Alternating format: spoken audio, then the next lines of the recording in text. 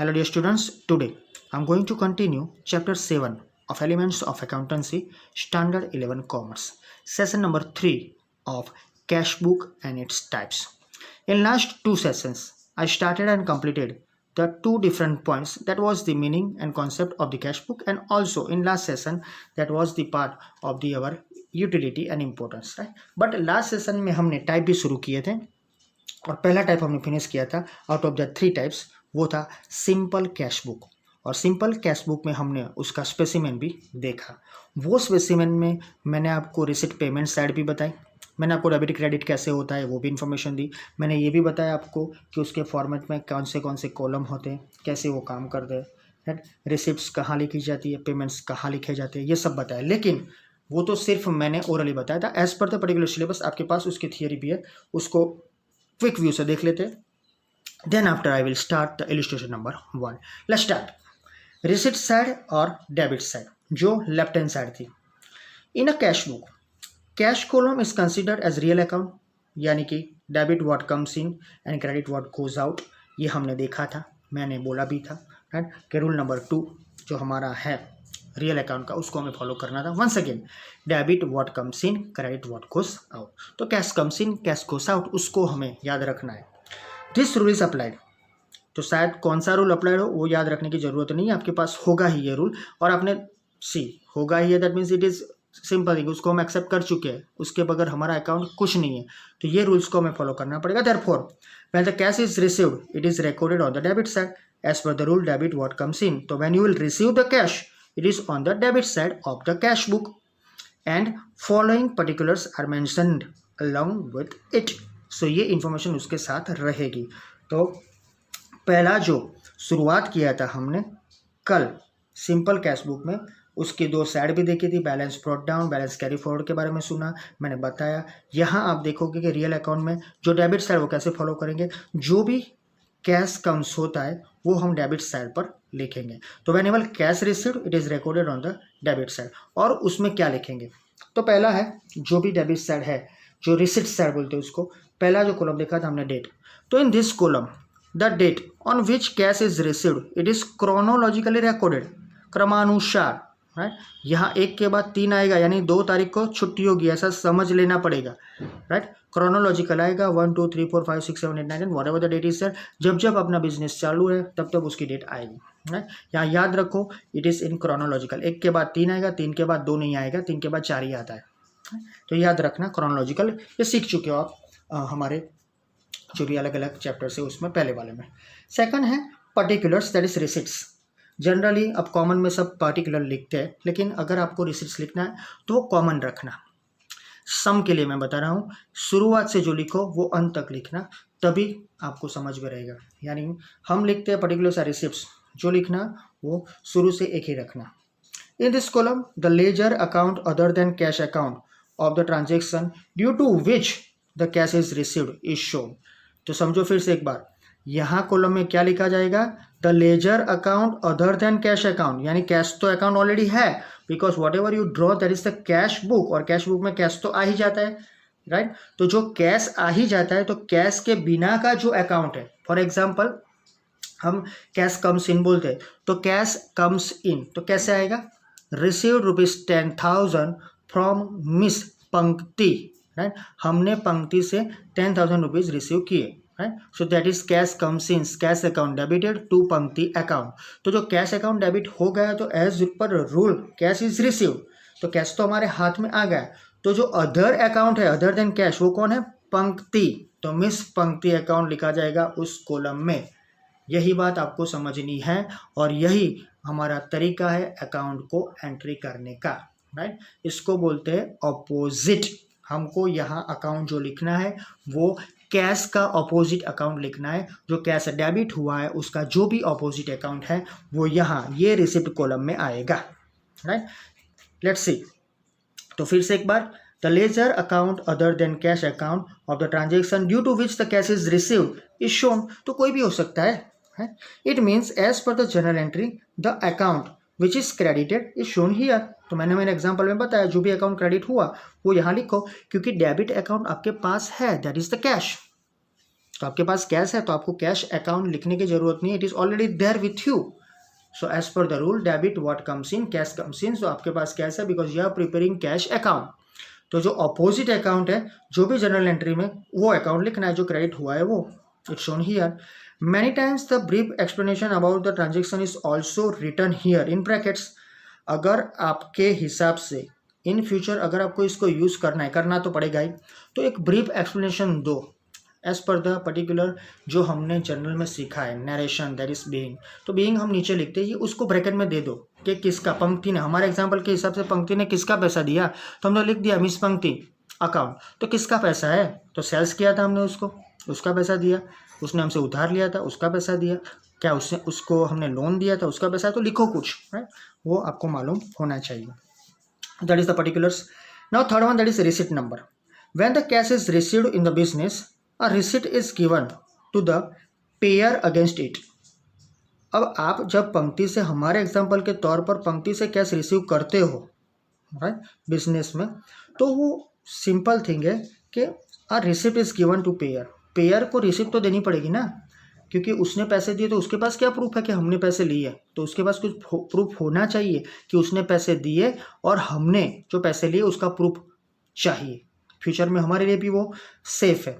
तो if cash is received on account of cash sales then cash memo is given. तो आप बाजार में कुछ लेने जाते हो, अगर पेमेंट करते हो, कैश मेमो आपको मिलता है, हम उसको बिल बोलते हैं, तो उसका पेमेंट हो जाएगा ऑन द स्पॉट. अगर कुछ परचेस करते हो और अगर आप एज अ सेलर कुछ सेल करते हो और आप कैश बुक बनाते हो तो सिंपल आपके लिए वो कैश सेल्स है और आप कैश मेमो देंगे.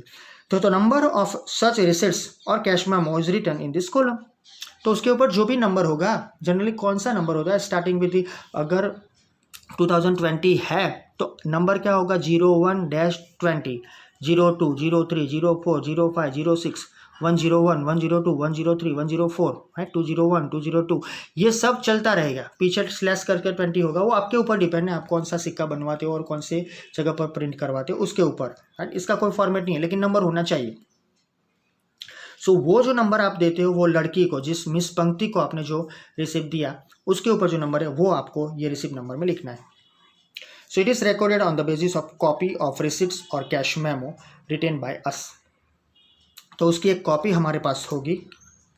On that basis of that copy of receipts और कैश मेमो वो हम रखते हैं, उसका नंबर लिखते हैं. So that is the receipt number. Next है LF, लेजर फोलियो, कॉमन है 6G को जनरल में. The page number of the ledger on which the account is credited is recorded in this column. अगर आप journal को follow करते हो, right, क्योंकि आपको जर्नल भी बनानी है, अगर बनाते हो तो, राइट, अगर आप सब्सिडरी बुक ही बनाते हो जर्नल बनाने की ज़रूरत नहीं है. तो अगर आप जर्नल बनाते हो तो जो आपने क्रेडिट अकाउंट लिखा, हमारे केस में पंक्ति का नाम लिखा, तो जर्नल में कौन से पेज नंबर पर है वो पेज नंबर यहाँ लिखना है. That is LF number. आगे बढ़ते हैं. Amount. The amount received is recorded in this column. जो भी अमाउंट आप रिसीव करोगे वो अमाउंट आपको यहाँ लिखनी है. हमारे केस में 10,000 रुपीज़, तो जो लास्ट कॉलम है अमाउंट रुपीज़ का उसमें आपको 10,000 लिखने हैं. That's all. So that is the 5 different points of the debit side. तो डेबिट साइड के लिए ये 5 पॉइंट है. सेम पॉइंट 5 क्रेडिट साइड पर है, सिर्फ नाम बदलाता है. यानी कि जो हमें नाम बदलना है वो रिसिट्स की जगह आएगा पेमेंट और रिसिट नंबर की जगह आएगा वाउचर नंबर. बाकी सब कुछ सेम है लेकिन रूल भी बदलेगा because we have to pay, we are paying, we will pay. Let's see. B that is payment side और क्रेडिट साइड. जो पेमेंट साइड है आपका वो, क्रेडिट साइड जो है वो, according to the rule for real accounts, you know, cash comes in, cash account debited, cash goes out, cash account credited. तो when cash goes out it is recorded on the credit side of the cash book. तो जो भी cash book है, जो भी particular credit side है उसमें आपको क्या लिखना है, particular cash goes out from the business. So following particulars are mention in it.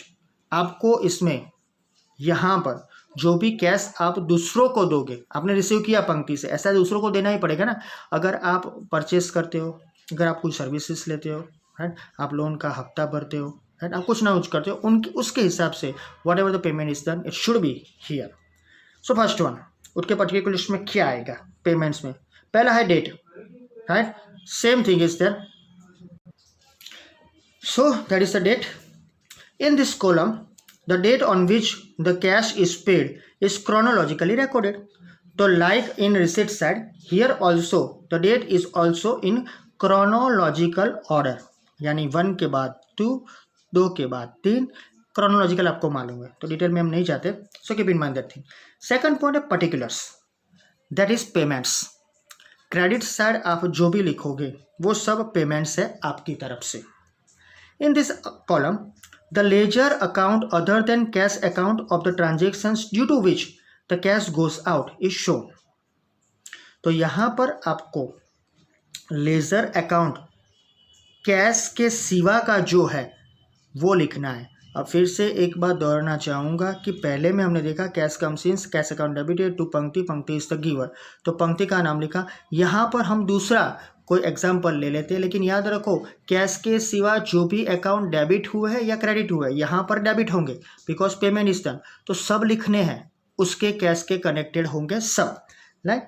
तो once again it means as per the general entry. पहले देख लेते हैं कि ये कॉलम में लेजर अकाउंट जो होता है अदर देन कैश अकाउंट उसको लिखा जाएगा ट्रांजेक्शन में, which the cash goes out is shown. It means as per the general entry the account which is debited is shown here. तो for example Mallika, she is the receiver of money, तो Mallika's account debited to cash account. तो यहाँ पर cash account credit होता है यानी payment करते हैं हम कैश गोज आउट के हिसाब से. तो you have to write down the name of the Mallika in payment side, right, then the total amount. तो यहाँ पर हम नाम लिखेंगे मल्लिका का. So it is shown here. Many times the brief particulars about the transaction is also written here in the bracket. So उसको हमने आगे भी देखा, वो ट्रांजेक्शन का जो भी डिटेल है वो शॉर्ट में आपको नेशन के तौर पे, बिंग के तौर पर लिखना हो तो आप लिख सकते हो, right. Short information, brief particulars of the transaction. Third one, voucher number. When the cash is paid, the payee issues a receipt of cash received or cash memo of the cash purchase. तो ऊपर हमने कुछ बेचा था, कुछ दिया था, उसकी रिसिप्ट हमने दी थी पंक्ति को. यहाँ मल्लिका को हमने पैसे दिए है तो Mallika will give something to us that is in the form of the bill when we are purchasing the goods on cash. When we will pay the amount on the basis of that voucher that is on the basis of the bill, वो कुछ हमें देगी, right. So she will issue और payee जो भी होगा उसको मिलेगा. So cash is paid, so the payee issues, जो भी है पेई वो हमें कुछ ना कुछ देगा रिसिप्ट के तौर पर जो उसने कैश रिसिप्ट की है और उसका जो भी मेमो है कैश मेमो वो. So the number of such receipt और कैश मेमो और the number given by us to it is written in this column. तो यहाँ पर हमें वो नंबर लिखना है. You have to write down the number in this one. Mostly ये नंबर्स सीक्वेंस में आते हैं, कई बार आप एक ही जगह से परचेज करते हो तो, राइट. अगर आप ट्रेडर हो तो आपको ये सीक्वेंस मिलेगी, राइट. Simple thing. तो voucher number. Next one, LF, ledger folio. The page number of the ledger on which the account is debited is recorded in this column. तो जो हमने जर्नल बनाई है वहाँ से हमने मल्लिका का अकाउंट कौन से पर्टिकुलर पेज पे लिखा है वो आएगा, यानी जर्नल एंट्री कौन सा पेज पर है वो. मोस्टली जब हम कैश बुक बनाते हैं तो हम लेजर जो भी होता है दैट मीन्स जर्नल होती है हम नहीं बनाते, वो आपको याद रखना चाहिए. अगर बनाते हैं जर्नल तो कैश अकाउंट होगा, तो वो भी इस कैश बुक की तरह होता है. Amount in this column, the amount paid और the amount of cash given away is recorded. तो जो भी आपने पेमेंट किया है वो यहाँ लिखा जाएगा, जो भी अमाउंट है वो आपको यहाँ लिखनी पड़ेगी. That is the thing. So that's the end of the particular cash book related specimen. So that is the end of the session also. यहाँ पर हम इसको खत्म करते हैं क्योंकि कैश बैलेंस जो है उसके पीछे का पॉइंट क्लोजिंग बैलेंस, उसको मुझे आपको थोड़ा डिटेल में समझाना पड़ेगा, राइट. ऑलरेडी हमने उसका डिस्कशन कर चुके हैं लेकिन धीरे धीरे हम उसको आगे बढ़ाएंगे. तो closing cash balance next session के लिए लगते हैं, उसके बाद हम इलस्ट्रेशन शुरू करेंगे. Thank you.